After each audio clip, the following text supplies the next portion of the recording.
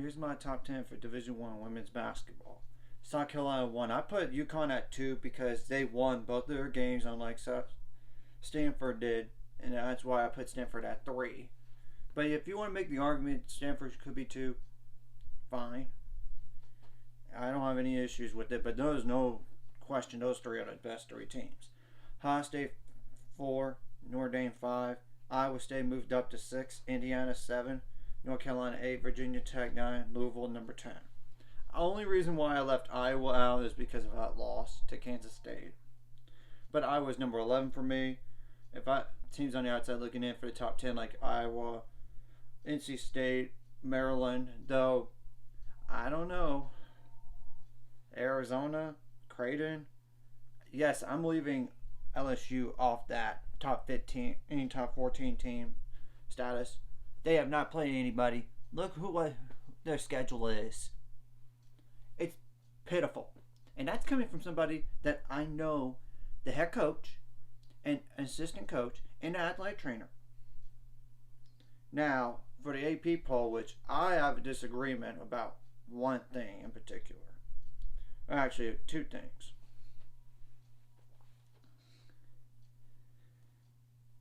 And I'm going to go over some games this week. Granted, there are tournaments that are going on either right now or something, like right now, currently, as we speak, or even this week that I can't project top 25 matchups. So I apologize if that happens. South Carolina 1, Stanford 2, UConn 3, Ohio State 4, Iowa State number 5, Indiana 6, Notre Dame 7, North Carolina 8, Iowa 9, Louisville 10, Virginia Tech 11, LSU up number 12, yet they have not played anybody. I would not put them that high. NC State went down to 13, which makes sense after they lost to UConn.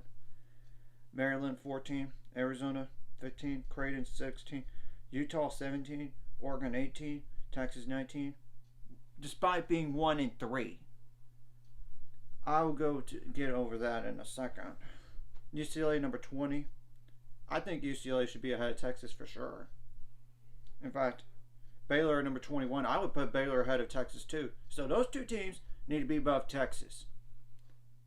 In fact, at number 22 is Michigan. Tennessee's number 23, despite being 2-3. Villanova is also number 23, which there shouldn't be any ties. Could we just have a 23 and a 24, please? Kansas State number 25. Obviously, Oklahoma and Nebraska had to be kicked out of the top 25 in the AP poll. I have an issue with this. Why is a 1-3 team ahead of some teams with only 1 loss or undefeated? I'm just going to say this. Texas should go down to number 22. I'm sorry. If you want to even think about putting them out of the top 25, that's fine by me too.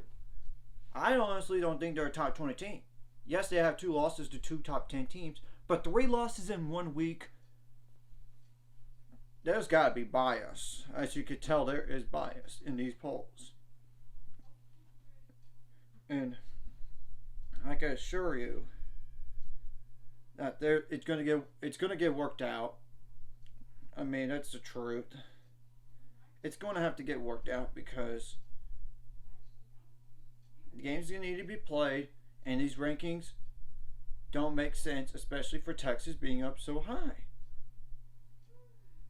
In terms of top 25 matchups, I know in the Gulf Coast Showcase that if Baylor beats St. Louis, they're probably going to play. They're going to play either Villanova, who's ranked, or Belmont, who's ranked.